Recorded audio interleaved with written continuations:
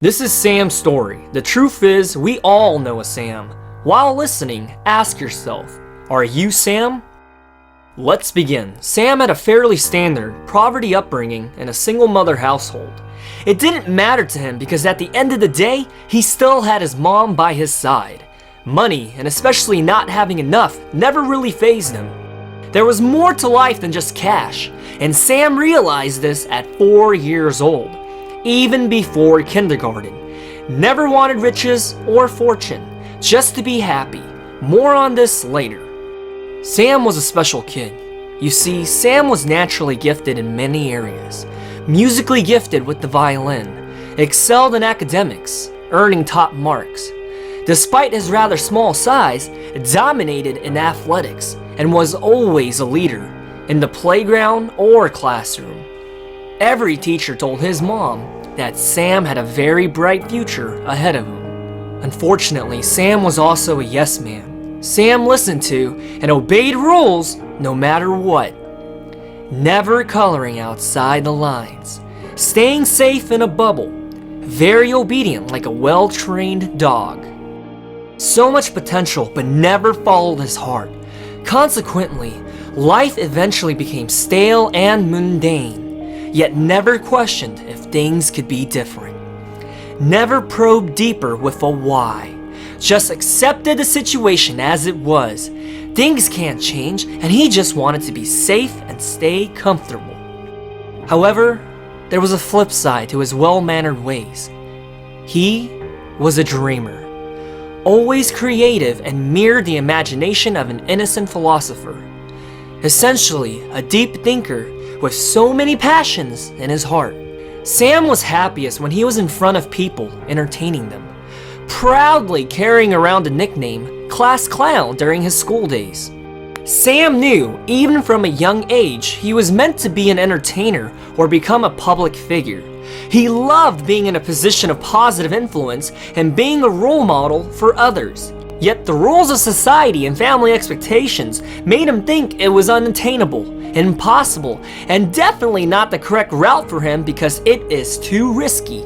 As such, Sam put those dreams on the back burner on low heat and instead started chasing his more third-party influenced, realistic dream. By luck and God's grace, he was admitted to a prestigious military university, and Sam tried his best to blend in to uphold the tradition of his school. His true dream was further suffocated and depressed. Sam associated with people he didn't even like or fit in with just to play the role, in order to become one of them. The main attribute why he didn't like them was the fact that they were dream killers. Consistent career, steady paycheck, insurance, retirement plan type of people. You know, the kind of people concerned with status, title, and salary, more so than happiness, impacting others, or even achieving the real dream. This killed him deep down inside, but he learned to adapt. Learned to drown out the negative noise to a certain extent. That's the remarkable thing about the human race. No matter what conditions we are faced with an adequate amount of time, we can adjust and survive. However, the level of satisfaction is greatly affected. Sam wore a smile on his face for many years, yet deep down, he was dying and in unimaginable pain, blind to others. He was attaining objectives in life set by society to fulfill others' expectations, to please others, to become a man that is respectable by the masses of society. Such a burden he carried, spiritually a heavy load. So behind that smile, the smile he showed to the outside world, there was much pain behind it. Pain he couldn't confess to others because he had to become one of them. He assimilated and blended in, and he didn't want to blow his cover. The fact is, Sam knew that there was more to life than what he was doing right now. He wasn't exactly sure what, but knew that the current lifestyle he was living was not compatible with his morals, values, and belief system. He knew that he wanted to change the world, but wasn't sure how. He knew that it would be impossible with the current route that he was on. One day, he woke up and he realized he was circumstantially and situationally depressed. And as such, he dreaded every morning to the point where he preferred to be dead and not wake up. The evening was also the enemy, because at night, when he lied in bed, he could not fall asleep because he was preoccupied with overthinking and worrying too much. He was a prisoner of his own mind because of picking a road that had been shaped by others. There is nothing more pathetic and unfortunate than the man who knows his purpose in life, yet does not pursue it. Sam was learning this lesson the hard way, taking many detours and gravitating toward the path of the many whenever there was a fork in the road. His entire life, he had listened to others, put his passions in the back closet, and was a participant of deferred gratification. What a way to live life. I was Sam, but now I am enlightened and awakened. Life is too precious to freaking waste and take for granted like this. The opportunities that I have, some people would do anything for. Yet for 24 years, I was not living life to the fullest, but rather going to a job that I absolutely dreaded, where I spent about 14 hours a day, or 75% of my time in a year at. That's a lot of time I'll never get back. So if I can inspire one of you, please listen to me. The lesson learned here is that you should follow your heart. Forget what everybody else says. If you're truly passionate about something and you know that it is what truly brings meaning to your life, do whatever you can to feed it faith and drown your doubts. It's going to be a hard road, but it's going to be so worth it in the end. Once you join me on the road less traveled, you'll understand what I'm saying. Because some nights, you'll go to sleep feeling so hungry from not having enough money to buy food. And more often than not, you'll want to give up whenever more safe and secure job offers pop up, or when the people around you encourage you to give up.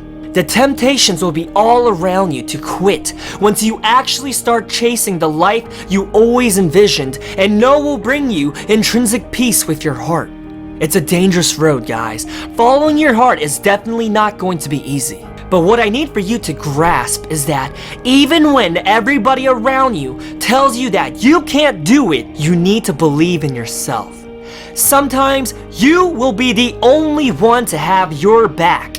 Learn to become your own best friend. Enjoy being alone and find comfort in your own solitude. Only when you feel confident in your own skin will you ever be ready to chase your dreams. Self-love and appreciating your own company is so important, my friend. Sometimes the only person that will have your back is you. I'm telling you this because this is the truth. For some of us, one day we might find ourselves on the floor of your bedroom, crying your eyes out, and who is going to be there for you? Who? That's right, you. You have to find comfort in yourself. You need to find strength in yourself. You want to become your own best fan and supporter.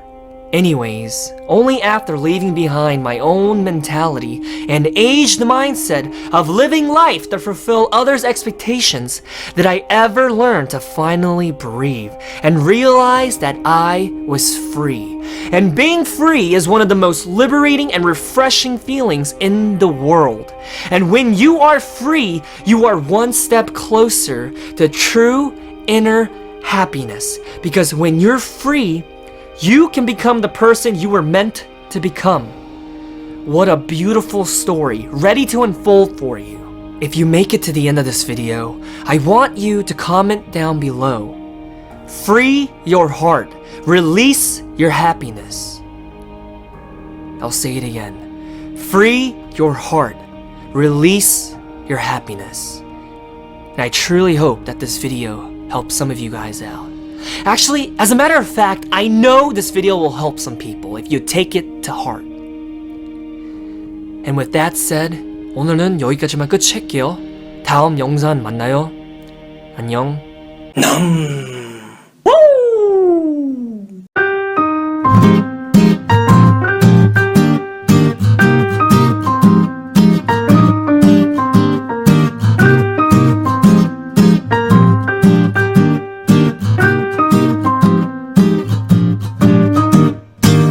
사랑은 널 말해요. 이불